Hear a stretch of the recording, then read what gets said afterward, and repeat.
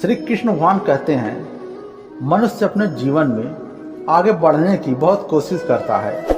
उस समय अनेकों प्रकार की कठिनाइयाँ उसके जीवन में आने लगती हैं। उस समय मनुष्य उन कठिनाइयों को देखकर पीछे हो जाते हैं, लेकिन उन्हें यह नहीं करना चाहिए, क्योंकि कब तक तुम उन कठिनाइयों से भागते रहोगे और ऐसे भागते रहोगे तो तुम अपने जीवन का आनंद नहीं ले सकते हो।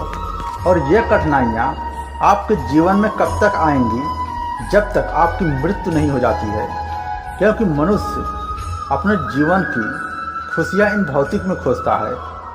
इस भौतिक में तुम्हें सिर्फ सुख मिल सकता है, लेकिन परमानंद आनंद कभी नहीं मिल सकता है, क्योंकि यह भौतिक चीज़ आपको आनंद नहीं दे सकती है। क्योंकि आनंद तो एक खुमार है। जो उस आनंद का अनुभव किया हो, जो उस आनंद को समझा हो, और यह आनंद तुम्हें तभी प्राप्त हो सकता है जब तुम उस प्रेम में डूब जाओगे। तुम्हें एक महासागर हो, जब तुम उस प्रेम में डूब जाओ, मुझ में एकाग्र हो जाओ, फिर तुम्हें उस आनंद के झोंके का एहसास होगा। परंतु उसके लिए तुम्हें वह क्रिया करना पड़ेगा, मुझसे प्रेम करना पड़ेगा, क्योंकि वह आनंद मुझसे ही शुरू होता है। क्योंकि मैं एक महासागर हूँ और तुम एक बूंद हो। जब तुम सागर में मिल जाओगे, फिर तुम्हारे जीवन में भौतिक का कुछ भी एहसास नहीं होगा, क्योंकि यह भौतिक आयाम बनाया हूँ तुम्हारे लिए, जिससे तुम इस भौतिक के सुख और दुखों को समझ सको। क्योंकि जब तक तुम सुख और दुख को नहीं समझोगे, तब तक तुम्हें यह एहसास नहीं होगा जीवन क्या है, इससे आगे की क्रिया क्या है।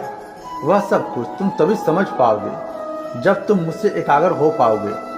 नहीं हो पाओगे तो इस भौतिक में, आर्थिक जीवन में सुख पाने के चक्कर में अपने जीवन को समाप्त कर दोगे।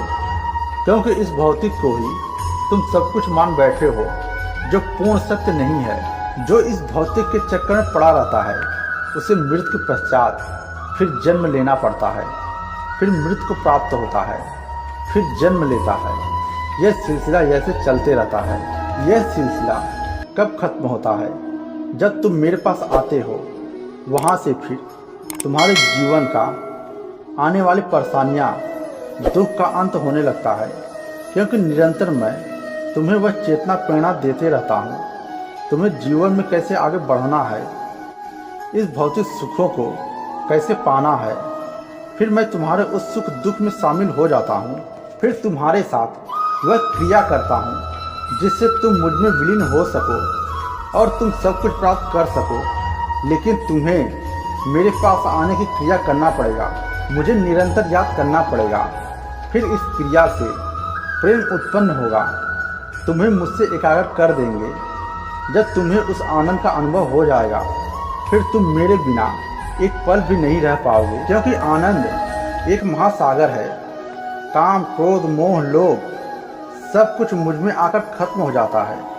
फिर वहाँ से आरंभ होता है परमानंद की प्राप्ति, और यही मनुष्य के जीवन का लक्ष्य होना चाहिए। यह तुम्हारे जीवन का द्वितीय अध्याय है।